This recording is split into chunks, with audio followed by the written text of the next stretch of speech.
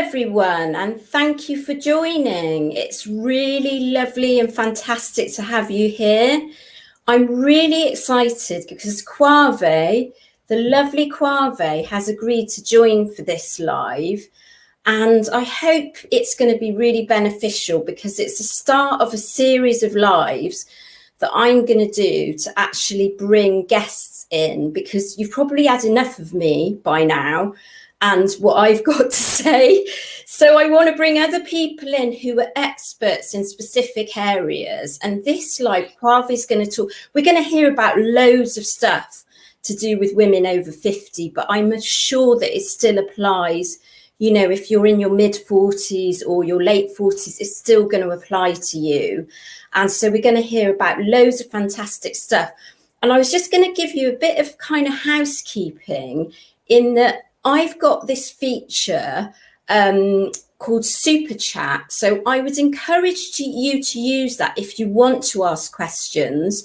You don't have to use it. It's a feature that's kind of like a monetized feature on YouTube. And it's just really great for us creators, because what it means is that it helps us keep this channel going and growing, because, you know, we do have to invest in the channel in order to keep it going with equipment, all sorts of things, really. So there's no obligation, but if you want to use Super Chat, please do. So I'm now going to introduce the lovely Quave. Quave and I met on TikTok, believe it or not, because there's lots of older women on TikTok. And so, Quave, tell us a bit about yourself. Thank you very much for joining this live on YouTube. I'm absolutely grateful for you to sort of taking out your time, you know, on a Sunday afternoon to join this live and talk to the women in my, you know, that follow me. Some of them might not even follow me. They're just watching this live. And just tell us a bit about you and what you do and what's your background. All right. So my name is Quave, and I'm a life coach for women over 50. I'm 53, and I absolutely love this age. Just before I turned 50, I started doing interviews with women who are already 50. And I was just trying to get a sense of, you know, what is 50 like? What kind of advice can I get? And I was appalled and disappointed to find out probably about 80% of the women describe themselves as being invisible since they hit 50. And I was like, what? And it just put me on this journey where I started investigating more. Now, prior to that, I did a lot of weight loss coaching for women 40 and over. And when I was getting closer to 50, I thought, you know what, I'll switch gears a little bit. And when I heard that, I was like, what is going on? And you know what, I really was able to find out that there is this narrative out there that kind of implies that when a woman hits 50, that her life is really over. And so for some women, they kind of buy into that narrative because they see it everywhere. And even if you look, like, I'll give you an example. Like if you go into Google and type in midlife, the next word that typically comes up is crisis. And if you click on it and click on images, you will see images of men and women. But let me tell you, the images of men are typically, you know, gray hair, driving a sports car, but the women, starkly different. Most times they're looking frumpy, holding a fan. But see, when you see that over and over again, you begin to believe it and assume that that's the way it is. And so for me, it put me on this journey where I said, you know what, I am going to make it my mission to help women 50 and over to create the midlife of their dreams, whatever that is, without apologies. And so that I kind of shifted gears, because before it was just like health and wellness. And now I'm like, I'm doing it all. I'm doing the confidence. I'm helping them with their sleep. I'm helping them with their style, because I really feel that this is our time. We have a lot of experience. We have done a lot up until this point. And this is really our time to really come into our own. And now they're telling us to be quiet. I don't think so, but go ahead. You are fantastic, Quave. I love you because I've seen all your TikToks. You're just really energetic, you know, you're really encouraging, positive. And I love the fact that you do all of it. So you do the style, you do about the sleep, you're going to be talking about eating for hormones. So I just say to everyone on this live, please ask questions. I'm going to read the questions to give Quavi a chance to kind of then just be able to answer the questions. But go ahead and ask any questions you've got about midlife, because while we've got her here, it's really great if we can sort of, make use of this time, really.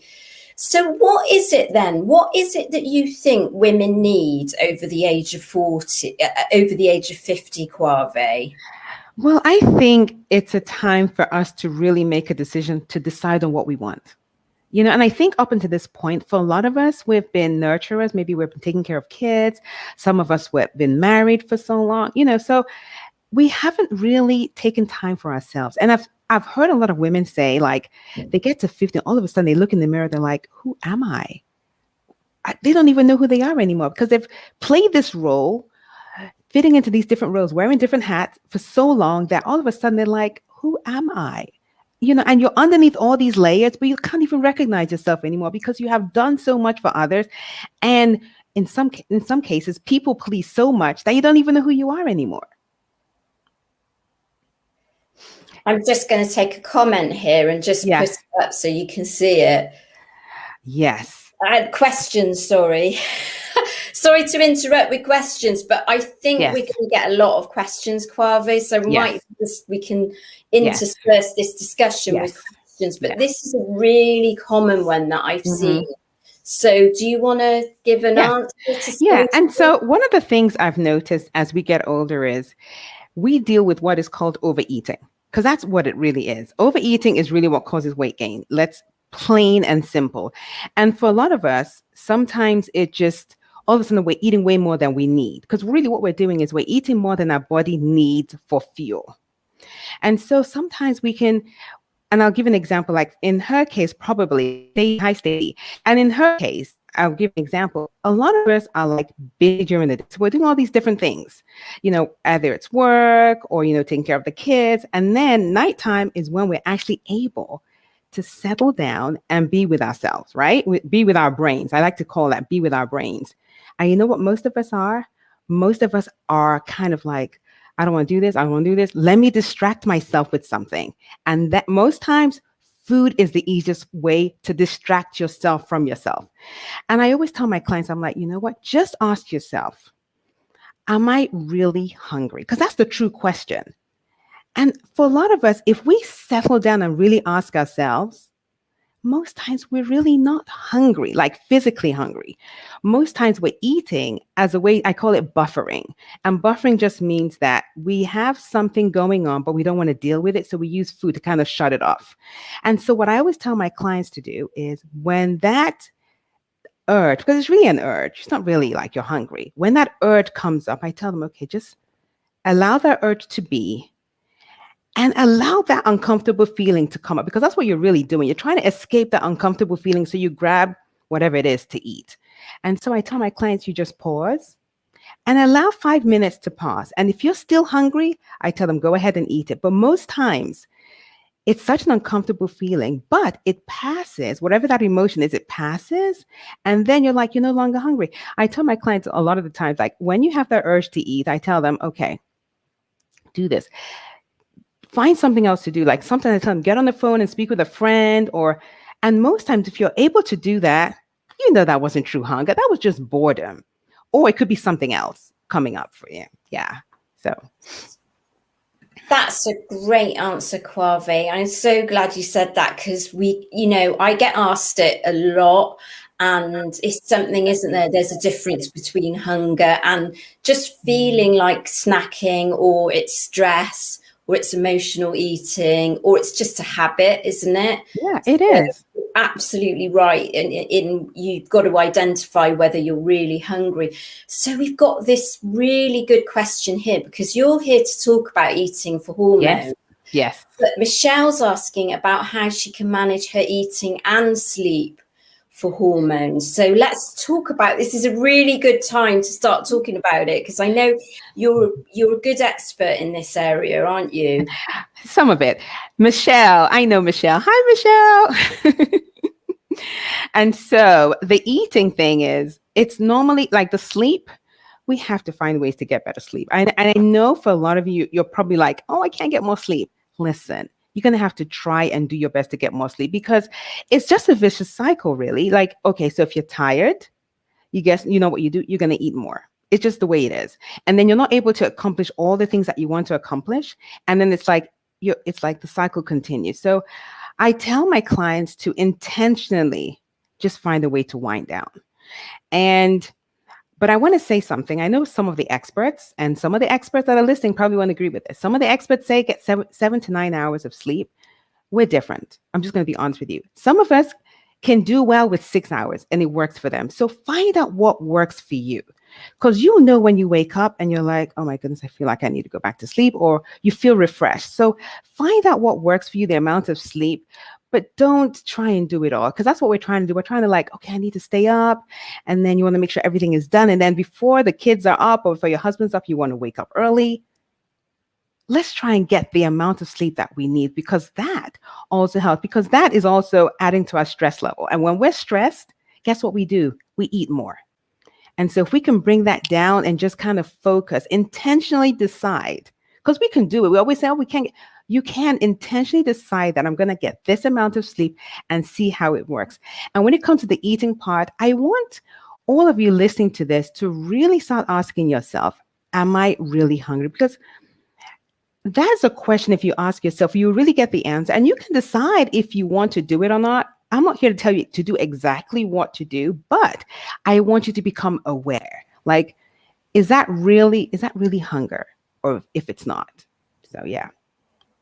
And are there any types of foods we can eat, or any strategies around eating that we can employ? Yes. So one of the things I do for my clients when they first start working with me, I tell them to cut out flour and sugar. And the reason why I tell them to do that is those are two types of food that wreak havoc on insulin. Like, insulin levels go high. So think about it, as we get older, like at least in our 50s, most of us, our estrogen has dropped quite a bit. And estrogen up until this point was like our best friend. Estrogen was the one helping our metabolism. It helped us with our skin. I mean, estrogen was doing a lot of things for us. So once it starts to drop, one area that we start to notice is the weight gain. And it's not just weight gain all over. It's weight gain in the middle region. It's like all of a sudden you're like, how come? It's like before it was kind of like nicely, all around. Not that you wanted that, but all of a sudden it's like right here in the stomach. So you wear certain clothes and you're like, it's no longer flattering. And so that has a lot to do with the estrogen used to help with that, where it used to help distribute that. And so what I tell my clients to do in the very beginning, the first things that we take out are flour and sugar, because flour and sugar is almost like a drug for the brain. Because when you eat certain foods, regardless of the food that you eat, you're going to get that dopamine hit, right? But the dopamine hit is like a natural dopamine hit. So I'll give you an example. If you eat like a banana, you get that dopamine hit in the brain. It's like, whoo, kind of just like a little buzz. Now, when you eat a brownie, your brain is like, whoa, big difference. Your brain is not going to be like, oh, I want the banana again. No, your brain wants that cookie again. And your brain will remind you of the feeling, that pleasure feeling that you get. And so it's like you do it, and then all of a sudden it's like the over desire kicks in, you want more, and then it's over. And it's like it's a cycle that keeps on going and going. And the only way, I don't care how much willpower you have, you're not going to be able to fight your brain. Oh, no, it's not going to happen. So I tell my clients, we just have to cut it out. And then there's that withdrawal that happens. But listen, it happens for, a short period of time. And all of a sudden, it's like your brain resets itself to where it's like, okay, now I can start eating normal food again. Because our brains are really designed for normal food. This processed food, this came about after our brain, evolved. Our brain wasn't designed to eat processed food. And so when it gets it, it's like almost excited, like, I want more of that. Can I get more? Can I get more? And you try to fight that. You're fighting a losing battle. It's not going to work. You have to cut it out completely. The scientists actually make it very, very, difficult to resist that type of food. What are you talking about? They spend hours in laboratories coming up with the right amount of salt, sweet, listen, fat, don't they? That it just makes you want to have more. It's crazy. More. What they've done is they have been able to know which part of the tongue it hits. So you're like, ooh, that they've done all of that. And so you trying to fight that, it's like the only way to do it is just cut it out completely. That's the only way. Yeah. That's fantastic advice, Quavi. And then what about the foods we should be eating? Is there anything you think we should be eating? Yes. And so one of the things I want to talk about is fat. And so if you grew up in my time, like in the 60s and 70s, you remember all those commercials like, don't eat fat. Fat is bad for you. They were so wrong. They were so wrong. And so what they did then when they were taking out the fat, guess what they were putting in our food? Sugar. And that's why all of us are kind of like hooked on the sugar thing. But back to foods that we should eat. We really need to eat more fat in our diet. A lot of us are still kind of scarred from that fat thing. So we don't want to eat more fat, but your body needs fat. I remember having a client and she actually had Hashimoto's and she didn't want to eat fat. And I told her, and she was kind of plateauing on her weight loss journey. And I told her, you know what, you really need, I'm looking at what you're eating. You really need more fat. And guess what? When she started eating fat, her weight started dropping. And so I really want to encourage all of you listening, get more fat into your diet, like avocado, the oils, the nuts. If you're not allergic to it, I know some of you are allergic to it, get the nuts. Please. There was a bit of disruption. It could be my Wi-Fi. I do apologize. Yeah. Tracy Ann, yes, it was low fat everything. I'm like, seriously? And so, so now, and even the butters, those are good for you. Our body we need fat in our diet. Don't run away from it. I mean, you need that in your diet. And all of them are naturally based. So it's not like you're eating artificial foods. Your body actually needs it.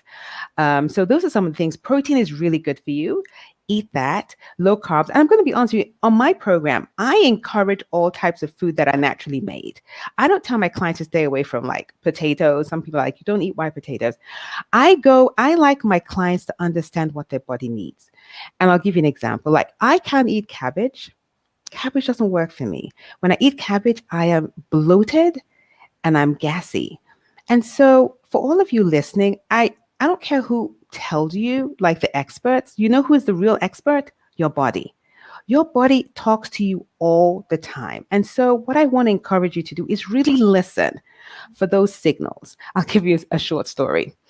I had gone to Whole Foods this was like maybe 3 years ago. And, look at Lady I said her skin improved with more fat. Yeah, I believe that. And so I'd gone to Whole Foods. I went to get some granola. And so I was looking through the aisle, and this is me. I'm a label examiner. I'm like looking at all the labels. And I looked and I was looking at the label and found this really good, all organic granola. It was actually muesli, which was great because it's hard to find muesli in the US. So I went home. I was all excited. The next morning, had my granola, my muesli, added some almond milk to it, had it. I kid you not, probably 15 minutes after I ate it, I heard this funny sound in my stomach. I'm like, what is that? Completely ignored it. Went on with my work day. Because it tasted good. The next day, did the same thing. Had that sound like 15 minutes after, like in my stomach. I'm like, what is?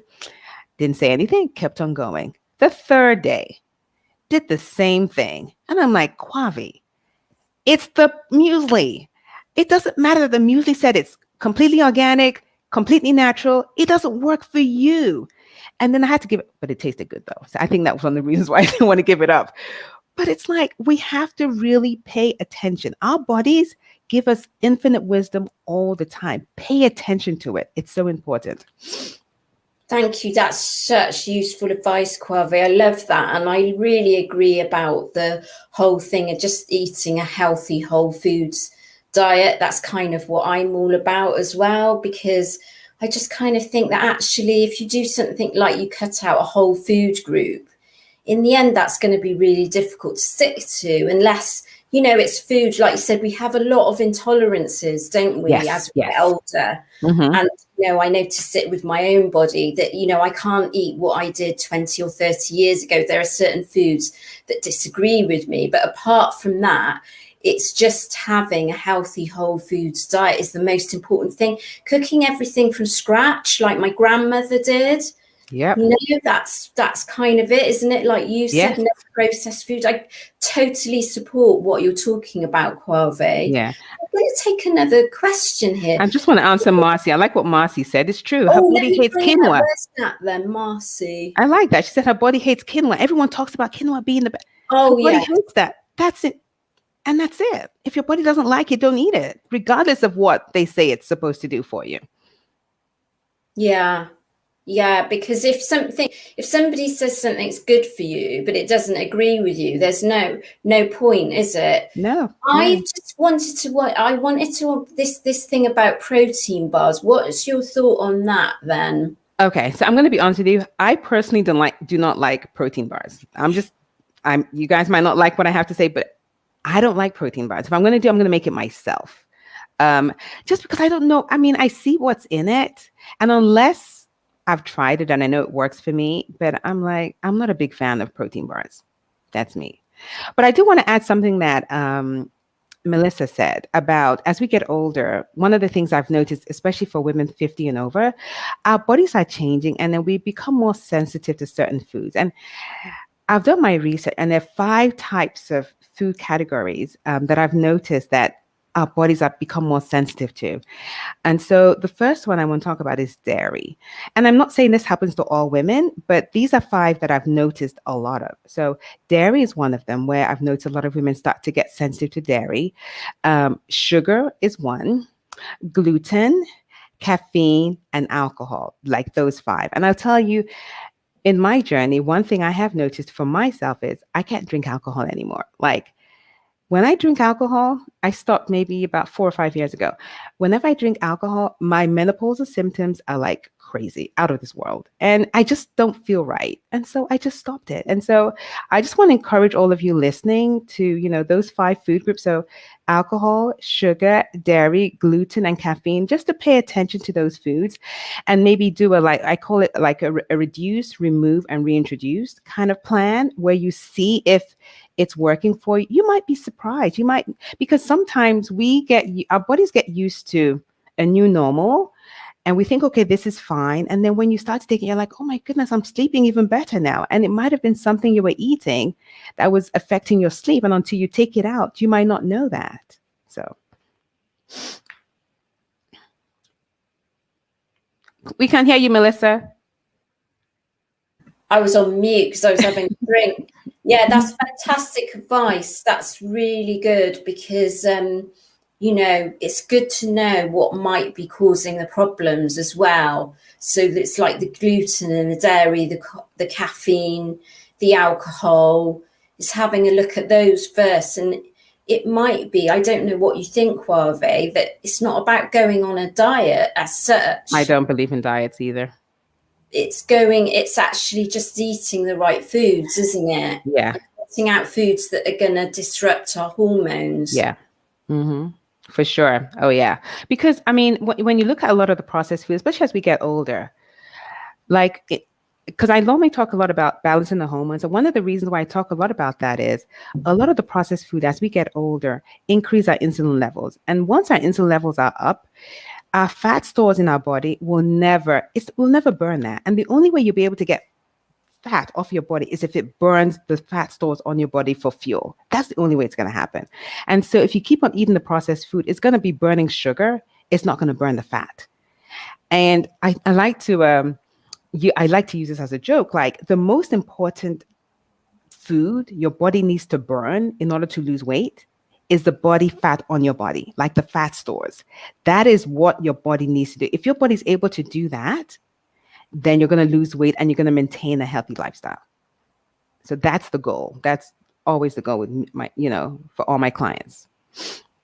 Absolutely. And what do you think is the difference then? I know you said that it's because, we're not making as much as those female hormones, but what's the difference sort of when you start, reaching your late 40s, early 50s?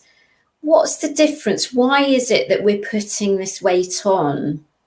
Well, I think, it could even start in the 40s, really. For some women, it starts in their 40s. Some, it's more in their 50s. Like for me, I didn't see any weight gain until I was like 51. And so it's different for everyone, but it all stems from estrogen. It's estrogen that's the only thing that's different at that point. And even for others, people will even say, they started gaining before that. But for a lot of women, they'll see that. And then the real real difference you'll see is you no longer gain weight all over. You just see it like in the midsection.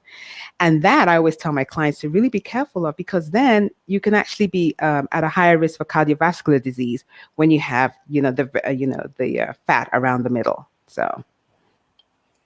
And what are the strategies then? I know I shouldn't asking this, but I'm kind of asking for the audience, Yes, really. yes. But what are the strategies around the midsection? Give us those. And so for me, what I've normally told my clients is changing their diet, like eating the whole foods. That's important.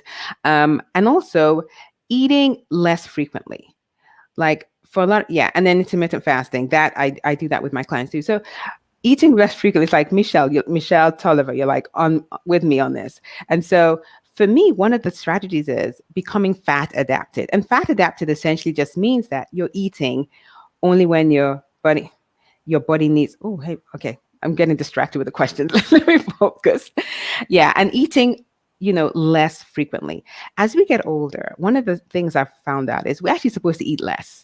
We think we need to eat more. Our body doesn't even need our bodies are not doing as much as it used to do before. So you don't even need that much food for energy, unless of course you're maybe training for, maybe you're doing competition or something like that. So that's a bit different. But ordinarily the lay person, you don't really need to eat as much. And so for a lot of us, we're probably eating the same amount we ate before, or maybe in some cases even more. And so that's something to look at. But being able to actually eat less it always works for a lot of my clients. And when I say less, I mean eating like, if you're eating like lunch, you're not eating like 2 or 3 hours later. Because most times if you're eating lunchtime, you don't really need to eat 2 or 3 hours later, unless you're probably more like it's out of boredom or something, because your body is able to, and that's why I talk about the fat adaptation. Fat adaptation means that if you get hungry, your body knows that, oh, you know what, I call it dining in. Your body knows that, okay, I'm going to dine in because I have fat stores in my body that I can use for fuel. I don't always have to eat in order for my body to use it for fuel. It's kind of like when we're sleeping. We still need energy, but our body's using our fat stores for energy when we sleep. Yeah, absolutely. So you were distracted by this question. So was I. Hi, Quave. What explains the connection with foods and heavy, painful breasts? I notice when I eat chocolate or any such food, I get really painful breasts during my period. I think this is common, isn't it? Really? I've never heard of it, to be honest. No. I get a lot of water retention. Okay. Yeah. And but the chocolate has an impact breast. on that. Don't know about chocolate. Yeah. So, whoever healthy power lifestyle, does that always tend to happen? Like, is it just with the chocolate? Maybe. That's interesting. I don't know the correlation. Yeah, we'll wait for an answer. Maybe move on to another question. So, we've got Danny, who's the thyroid healing coach, my buddy. Hi. Another one of my buddies. So, if you've guys got Hashimoto's or a thyroid problem, I'd thoroughly recommend you check out Danny, thyroid coach Danielle. She's actually on TikTok and Instagram. I don't believe she's so much on YouTube yet. But Danny says intermittent fasting and lowish carb were the only ways I could lose weight during perimenopause. And Danny has Hashimoto's, so that's a really, really big challenge, isn't it, Quave? Yeah, it is. And I love the intermittent fasting because that has helped my clients too that have Hashimoto's too, because they can't eat certain foods, there's certain vegetables that affect them and things like that. So they have to be very particular about their diet. But intermittent fasting I've found has been very helpful in that area. For sure. Thanks very much. Right, we got a bit of an answer. Health Power thinks it's to do with processed foods, that she's having this, breast tenderness at certain times of months, which that would make sense, wouldn't it? Correct. Yeah, I would think. Yeah. I've got another question here, if you don't mind me. Yeah, of course. Hi, ladies. How about I gain a weight, even no appetite? Oh, I don't know whether I understand that. Yeah. I think that means she's gaining weight, even though she hasn't got. How's she gaining weight, even though she hasn't got an appetite or not eating? eating. This is quite common, actually, isn't it? Okay. Well, and then the question I have then is, how much are you eating? Because I know you're eating something. And what are you eating? Because you can gain weight, even if you're not eating a lot, but it's actually what you're eating that could make you gain weight. And so it'd be interesting, maybe you can give us some more ideas about what it is that you're eating. Because I've had clients that are eating just once a day, prior to working with me, but it was what they were eating that was causing them to gain weight. So. Okay, I've got somebody here that's asked a question a couple of times, actually. So I'm going to take it because she's obviously desperate for an answer.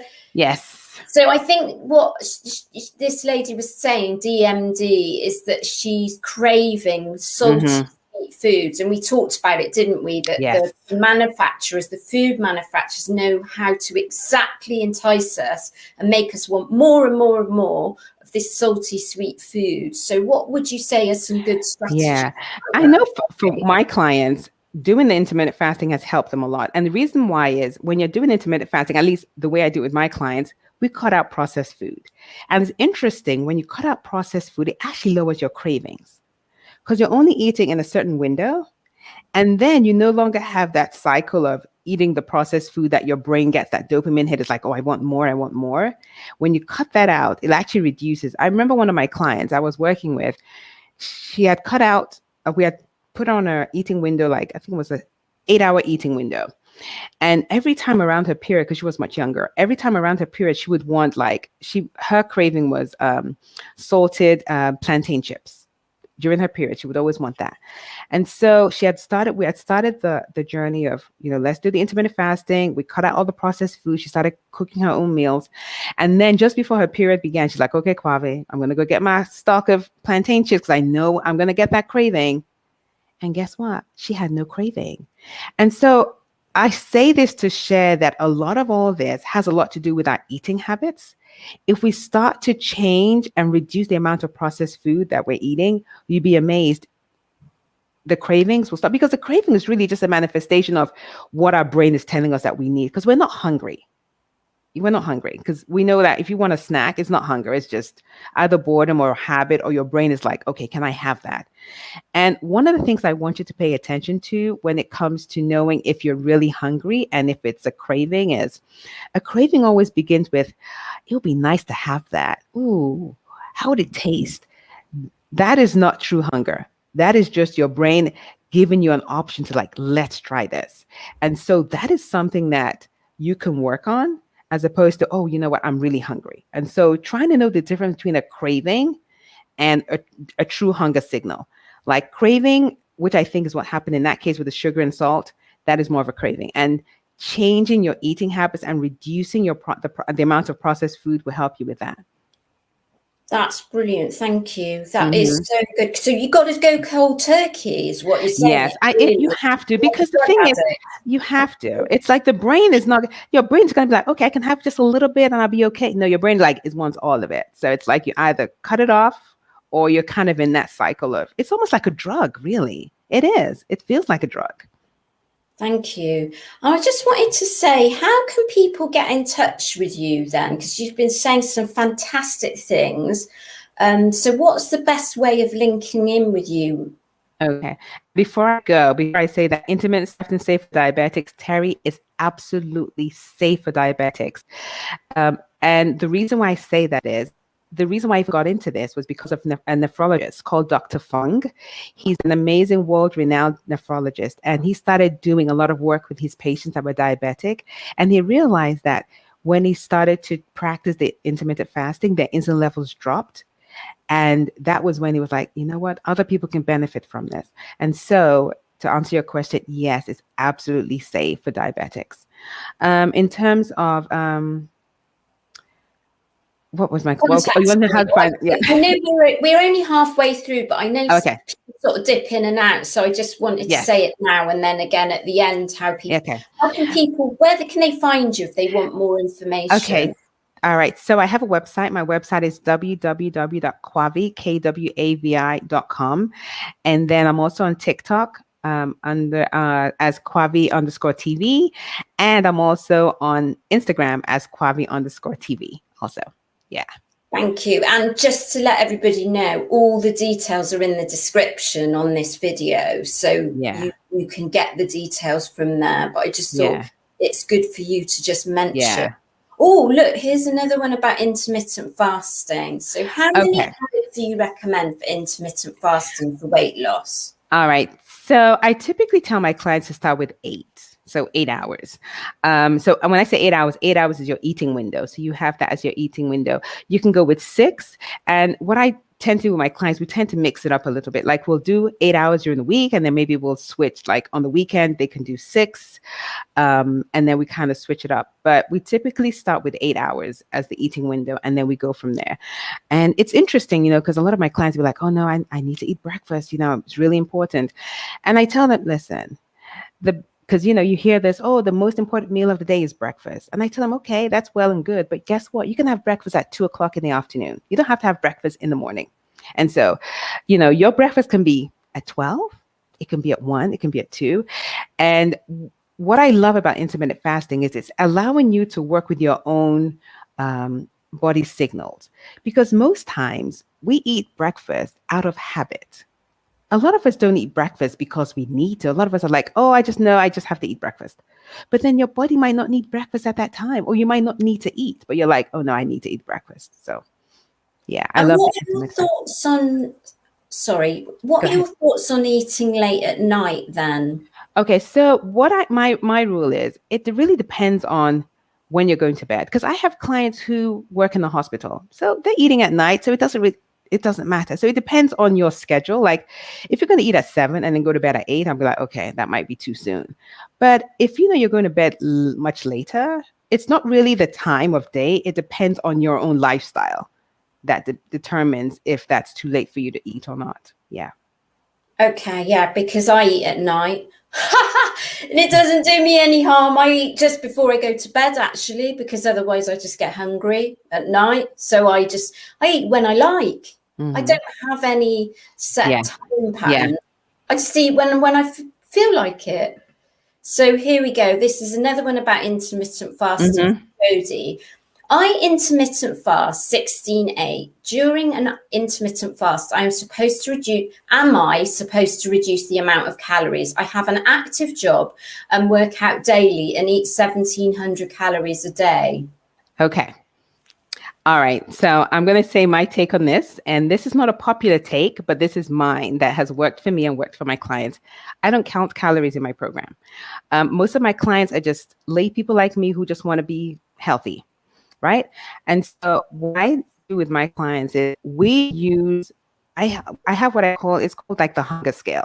And so just to give you an idea, it runs from -10 to +10. So think of a line. There's +10 on one side, -10 on the other. And I tell my clients, when we eat, if we're starving, we're going to be at -10. If we're stuffed like over Thanksgiving, we're going to be +10. Like, you have eaten so much, you're going to be +10. So +10, -10, those are the two numbers. And I get my clients to be in the middle. So I like them to be like in the middle, like between a -2 and +2. And I teach them how to understand that for themselves. And I say this because I know that the amount of food that I need is not the amount of food that you might need. Even if we could say we'll eat the same calories, but I honestly believe that it might not work for me. I might need more food. And so I get my clients to understand how much food they need through this hunger signals and using the hunger scale. And so for you, if you've noticed that maybe you're trying to lose more weight, then I would just say, look at the amount of food that you're eating typically.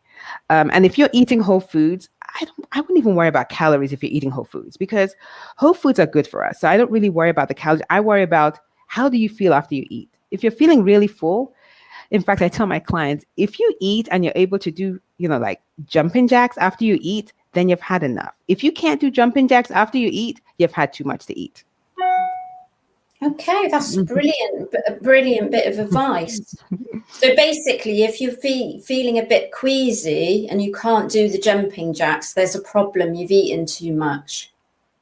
Mm-hmm. Right, sorry, I'm gonna. Butter or vegan butter? You've really answered this already, Quave, but let's give it a go anyway. Well, okay, go ahead. Should you eat butter or vegan butter? You can eat butter. You really can. You can. And listen, when I say butter, I mean butter. I don't mean margarine. I don't mean, what's the other one? I can't believe it's not butter. No, none of those. I mean real butter, like real butter. Yeah, that's absolutely fantastic.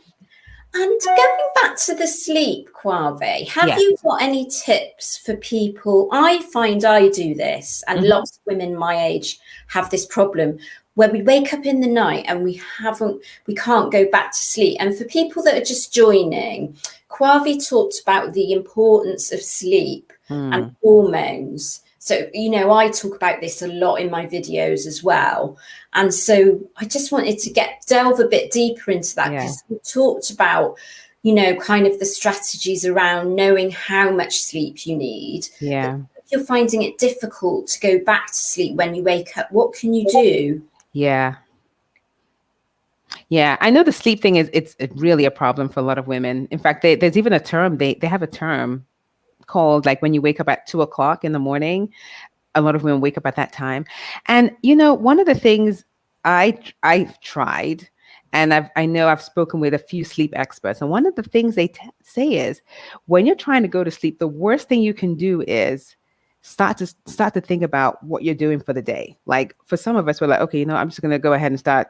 What am I doing? No, just calm your mind down. A lot of them suggest maybe some meditation tips to kind of calm you down, because you don't want your mind to start racing when you wake up like that. Don't think, okay, I'm just going to get on my phone. I might just, watch something on TV and think you'll fall asleep.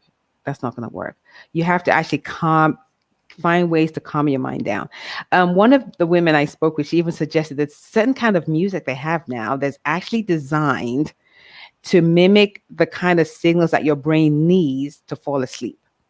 So she suggested that. So those are some of the things. Wow. And I'm going to be honest, sleep is not my area of expertise. So I'm learning even myself on ways to help my clients. But those are some of the things that they've suggested. Don't try and make it worse by thinking of, okay, I'm going to, let me just go ahead and do things I'm going to do during the day. No, find ways to actually calm your mind down. Yeah. I mean, I always say a lot of the things that I say, Quave, I don't know whether you agree with this. Don't have tech just before you go to bed. It's a big one, and we're all guilty of that, don't you think? We're all guilty of, we got too much screen time before we go to bed, and that's really stimulating. And it's quite hard not to do that, getting on TikTok, scrolling through, aren't you? Just before bed, or even I do it in bed, which I know I shouldn't. So that's one thing, isn't it? No, having a calming bedroom that's clutter-free, a really calm environment is really important. And then I've been trying out, and I find it's good for the wake in the night and not being able to get back to sleep. I don't know whether you've heard of this, a weighted blanket.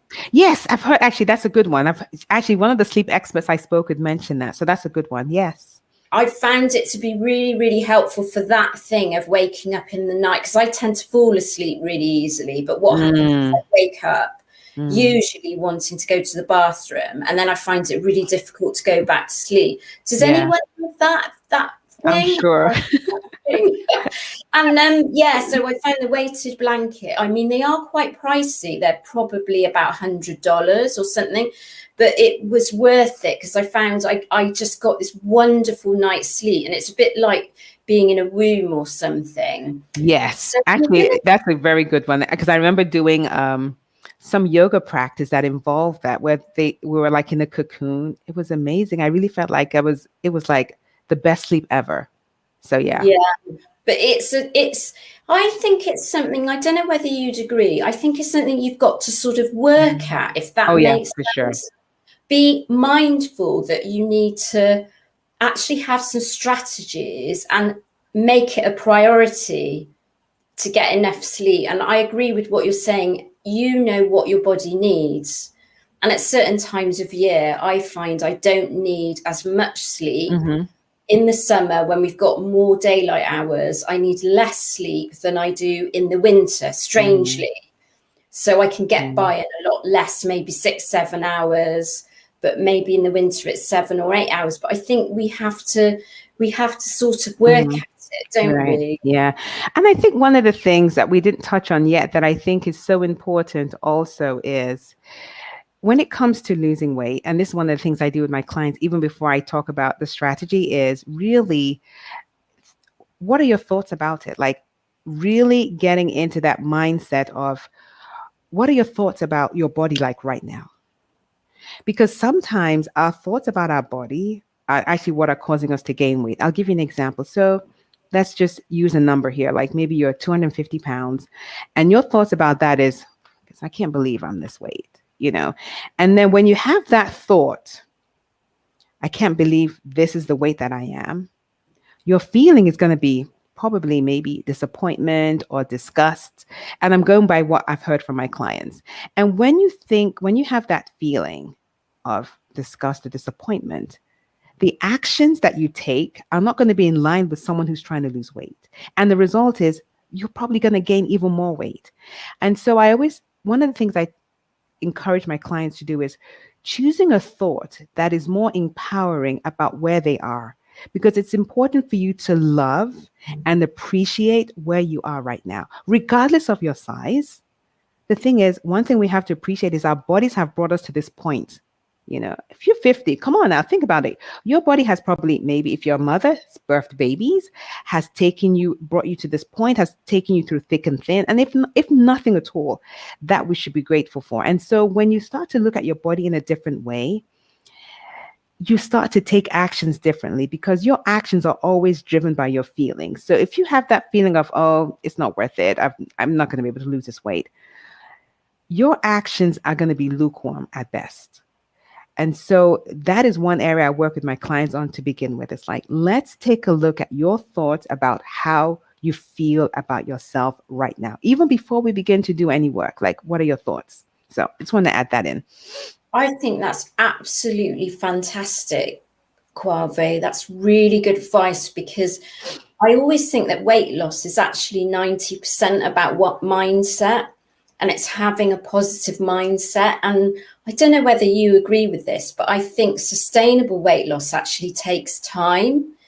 And so if you want to do it properly, you're making those small changes. It's going to take time. It doesn't happen overnight like you see it on Instagram and all the social media. So you kind of got to love the body you're in, haven't you? For the time being. And that's really important to celebrate. What you're talking about is celebrating what you already have. You know, because by the time you've come to 50, both mentally and physically, you've achieved a lot, haven't you? Of course, exactly. And I'm all about celebrating that, regardless of what you think. It's like, what I make my clients, I make them write 20 things. And it's always so hard for them. I'm like, write down 20 things you love about yourself right now. It's so hard for them. It's so hard because they've never taken the time to even view themselves as like, okay, something I've done, something I love about myself. I'm like, yes, find it. And it's like, it changes who they think, because you're getting the brain. Our brain loves accomplishment. When you start to go inward, your brain is like, okay, yeah, I'm this and I can do this. I'm great about this. And it just changes the physiological being of who you are when you start to look at yourself differently, as opposed to always being very critical, which for a lot of us, we do that more so than we need to. That is so fantastic. That's such good advice, because the thing is, I think that many of the comments and everything that I see on social media from women in my age group, they do tend to be a bit negative about themselves. And I think society puts us in a certain position as we get older. You talked about it to me. You said many women feel invisible. And so that would be a real takeaway for people on this live, to actually write down 20 positive things about themselves. I think that's a really good bit of advice.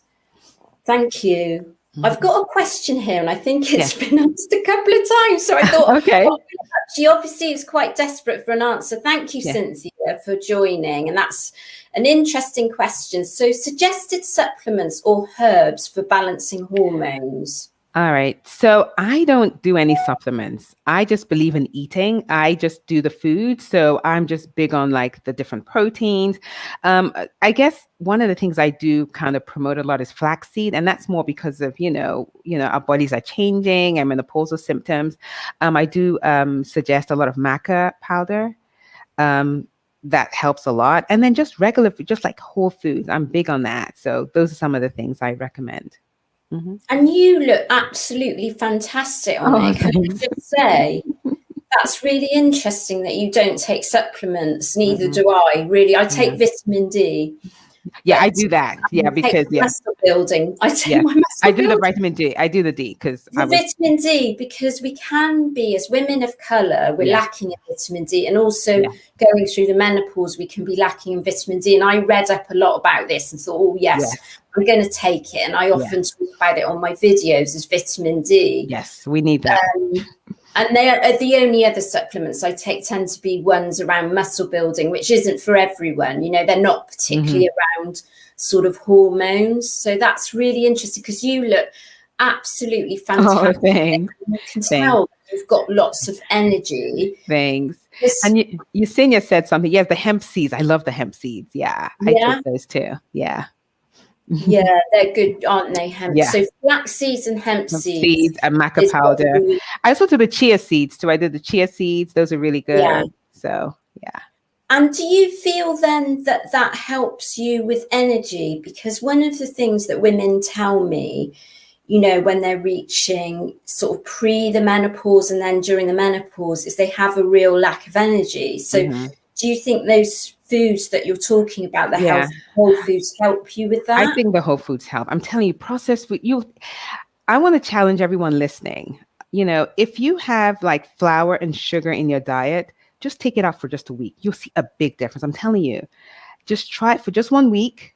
And I know it's hard, but guess what? All of you listening have done hard things. I know that. You've done way harder things than this. So you can do this.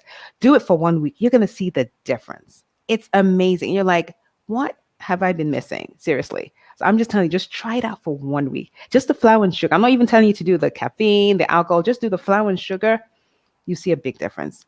Because I'm 53. I'm not a unicorn. I'm just going to say that. It's not just me. This can apply to anyone. Yeah. And I wanted to ask you, because you've touched on it already, Quave, but you Yeah. sort of help women with their whole aspects of their lives. Mm-hmm. So you're not just a weight loss coach, that was your background, Yes. but you discovered, didn't you? Yeah. I know I've been talking to you about it, that Mm-hmm. actually what we need as women over 50 is help with lots of aspects of our lives. Can you just tell us a bit about that? Yeah. And one area that I've seen that a lot of women need help in is confidence. And for some reason, I'm not sure why that happens. We get to 50 and some of these women are well accomplished. They're doing amazing things and they get to 50 and it's almost like they're a shell of themselves. They feel like they don't matter. Their voices don't need to be heard. And so I'm on this mission to really empower women and to get them where they can kind of start to take steps to, get their confidence back. Because, and self-confidence, I know some people think, oh, this person has self-confidence. I don't. Listen, anyone can, grow their self-confidence. Self-confidence isn't a gene anyone is born with. We can all grow that self-confidence. And really what it is just making a decision to do something. And you know what the secret is? Knowing that regardless of the emotion, you're ready to experience it, because that's what it is really. Because you're going to do something you don't know and you're like, oh my goodness, I might be embarrassed, I might be humiliated. But if you're willing to experience any emotion, your self-confidence will skyrocket and be to know, it's okay if people don't agree with it. It's okay. And I think we get to that age and we become more self-conscious and we listen more to the voices. Like, it's like, oh, I don't want they might say this or they might say that. But being willing to experience any emotion, I'm telling you, if you are willing to do that, your self-confidence is going to skyrocket. I'm telling you, it will. So we feel the feelings, be willing to feel the emotions. Okay, that's really good advice. Yeah. That's going to help you with your confidence. Yeah. Which we've got a lack of confidence, haven't we? Because our bodies.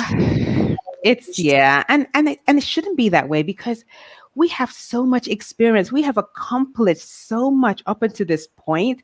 And this is really the time that we should be sharing our knowledge with others. And one of the reasons why I do what I do, to be honest with you, is I want to help the younger ones coming, because I don't want them to go through what we went through. I want them to be, they get to 50 or even before then, they're like, oh, I can't wait till I turn 50. I mean, wouldn't that be a nice thing for people to say, as opposed to, oh no, 50 is all downhill? It's not, No, 50 is the new 30. You know what I say? I say 50 is the new 50. That's what it is. 50 is the new 50. That's doing 50 down. There's nothing wrong with being 50. 50 is the new 50. Can you tell us a bit about what you do? What is it that you do to help women? Because you just said, oh, it's coaching. Okay. So just talk us through a little bit, give us 5 minutes or whatever on it. And then how can people, if they want to get in touch with you because they're thinking, oh, that sounds like something I need. How do they do that? All right. So what I'm really doing is I help women who are 50 and over create the midlife of their dreams. And by that, I mean, whatever that means to them. And I want them to be able to do it without apologies. And so my goal is I want them to, if they want to write a book, it's like, okay, go ahead. If they want to change careers, I'm like, we can do that. And so I help them along the journey. And as a life coach, I help them so that they, even those obstacles there, we're like, okay, we're going to get through those obstacles. I'm going to help you. We're going to get through it. And so I help them to become more aware of the decisions that they can take and allow them that they have that choice, because I think sometimes we don't realize, and almost tell them, you know what, you can give yourself permission to do this. That opportunity is there for you. And so I help them with that. And some of them are at almost like a crossroads. They're not sure where to go next. They're like, okay, should I make a left? Should I make a right? They want to do something different. They're not sure what it is.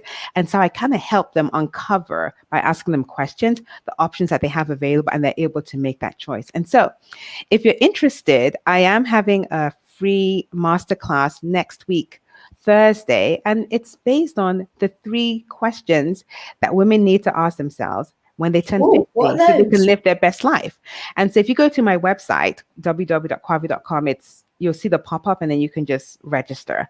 Because I really want to give women that are 50 and over a new lease on life, where they can just accomplish their dreams, so that they don't get to a point where they're almost regretful and like they start to resent why they weren't able to do these things. So you can do it. So what are the 3 questions they need to ask themselves? Or is that giving too much away? Yes. Oh, no. They come to the masterclass to find out. Yeah, you've got to join the class. Well, it's free, isn't it? So it's free. Oh, yeah, it's free. It's free. And that's quave.tv. No. The website is www.quavi. So it's KWAV as in Victor I.com. Quave.com, sorry. Quave.com, yeah. Okay. So, and that's in the description. All the links are in the description. That sounds absolutely amazing, because the thing is, I've been through a massive change in my life, which I did in my 50s. I'm now working, doing the thing I love. Yes. So I just think, I could have been really unhappy. I was in the same kind of line of work for about 27 years. Wow. And I just decided to completely change. So I just think what you're doing is phenomenal, because, when you get to a certain age, you shouldn't be doing something. If you're working in something that you absolutely hate and you want to change, don't, just feel you can do it. Yeah, I agree. Say you're too old. Even my own mother said I was too old. Oh, you need to stay in that job because, it's secure. You've got a pension. No, you need to break out, and actually it's a time when you can have a bit of a renaissance, do something new. And one of the things about being older, I think, Quave, is that we become a bit more comfortable in our own skin and not worry so much about what other people think. And it's like, if you want to do it, just do it, go for it. You've still got plenty of life left in you. Yeah. I agree. Totally.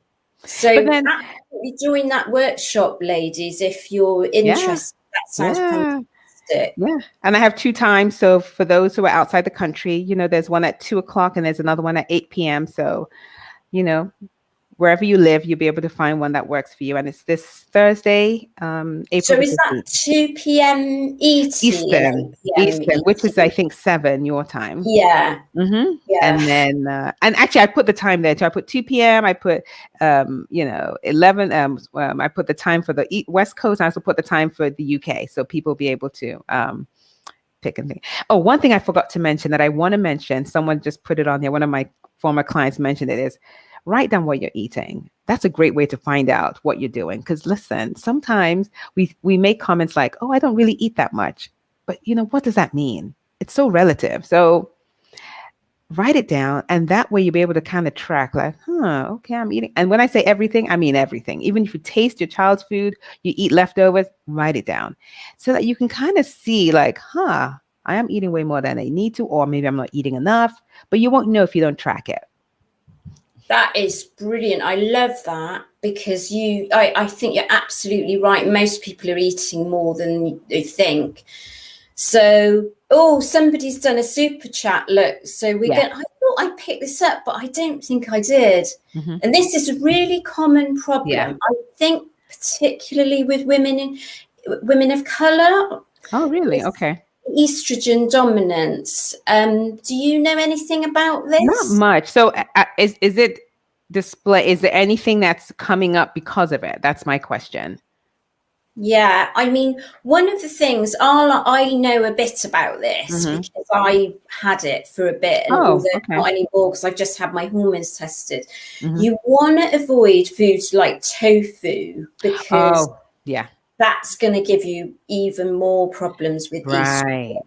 So it's just actually looking at the kinds of foods that might promote kind of estrogen dominance. And I think it means that you tend to carry a bit more body fat in your lower body.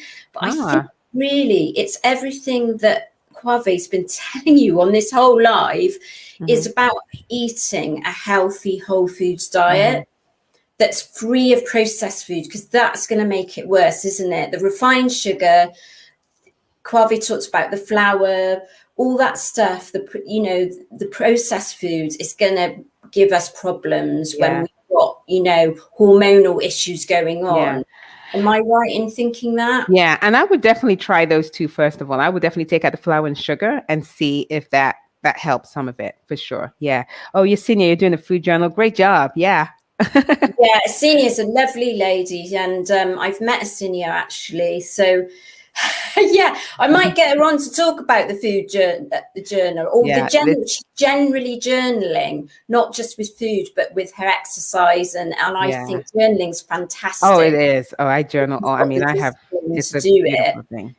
And I would just one more question I wanted to take, because I did spot something here that I just thought was maybe quite typical, and really can we try and end this on a high note by giving a bit of advice. So Shani says, I lack so much confidence and stayed in my job too long.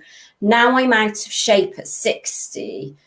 So what are the kind of things that Shani can start thinking about, apart from, she did also ask what time, she didn't catch the time of your Thursday workshop. Okay. So if you could just mention that again. So it's at 2 p.m. Eastern Standard Time and at 8 p.m. Eastern Standard Time on Thursday, April the 15th. And so now you're out of shape. You know what, Shana? You can start today. Don't think that because I think that's the other thing. We kind of think, I can't do this anymore. It doesn't matter where you are. That's irrelevant. You have an opportunity to start today. And it's baby steps. And don't feel overwhelmed like you have to do it all. You can start with little baby steps. And the beautiful thing about our brain, I'm going to tell you this, your brain is not going to be happy with you starting something new. That's just the way our brain is designed. Our brain doesn't like new things. That's just how our brain is. However, so I tell you this because your brain is going to tell you, why are you doing this? You know what? Let's just keep the status quo. Let's keep things being normal. That's what your brain is going to tell you. But I want to tell you, you can challenge your brain and say, no, I want to do this. And guess what? Once you start to take baby steps and you start to feel a little bit different, because once you start to, like move your body is going to be like, huh. But eventually it's like all of a sudden your body's like, okay, let's go walking. We walked yesterday, let's go, because your body now gets used to it. And then your brain now gets on board. Your brain is like, okay, let's keep on doing this. So I just want to let you know, in the beginning, it's going to be challenging, and that's okay. That means you're on the right track, quite frankly. And so just keep on doing those little baby steps. Listen, you have Melissa here. She's great with the fitness thing. Do what she recommends. I'm actually doing her program right now, actually, because even though I'm healthy, I want to get a bit more buffed. So Melissa's helping me with that. But, just take little baby steps, and then eventually, you keep on doing. And listen, do not see when you don't do something, you know what you're doing, you're failing ahead of time. Don't fail ahead of time. Just keep on going. It's going to be difficult, but don't quit. Just keep on going. And as long as you keep on going, guess what? You're going to see the result. It might take a while, but that's okay. It's okay. Thank you, Quavi. Well, I'm going to finish off on high. That was really encouraging, and I just love you for that. And I love having other women, or, I actually did a recording of another woman that I've had on my channel, which I put up yesterday. She's kind of gone through a fitness journey, but it's really great to have another expert in this area that focuses just on women over 50. It's just absolutely fantastic, because there aren't all that many of us around, are there? No. Women, and I'm hoping you guys really appreciate that. And just remind us the times again on Thursday. Oh, no problem. So it's on Thursday, April the 15th at 2 p.m. Eastern Standard Time, and at 8 p.m. Eastern Standard Time also. And all the links are in the description. Yes. And so once you go on to Melissa's going to put the links, and when you click on my website, it's going to show you right away the link for the free masterclass. But Melissa, can I share one more thing before we go? Yeah. Okay. And so I want to share this poem. It's about midlife, and I think it's really important. So I want to share it with you. And this was written by, I don't know if you know Brené Brown. She talks about courage. She's a motivational speaker, and it goes like this. I think midlife is when the universe gently places her hands upon your shoulders and whispers in your ear, I'm not screwing around. It's time. All of this pretending and performing, these coping mechanisms that you've developed to protect yourself from feeling inadequate and getting hurt, has to go. Time is growing short. There are unexplored adventures ahead of you. You can't live the rest of your life worried about what other people think. You are born worthy of love and belonging. Courage and daring are coursing through your veins. You were made to live and love with your whole heart. It's time to show up and be seen. By Brené Brown. Brené Brown. So we can get that now. We're on Amazon or something, can we? Yeah. She's if you Google her, she talks a lot. She's really good. Thank you. That's been wonderful. Thank you so much, Quavi. Oh, you're welcome. And we'll see if we can set up another time for you to come back. And thank you so much, everyone, for joining. And enjoy the rest of your weekend. Enjoy the rest of your Sunday. And see you again soon. Yay. Thank you, guys. Bye. Thank you. Bye.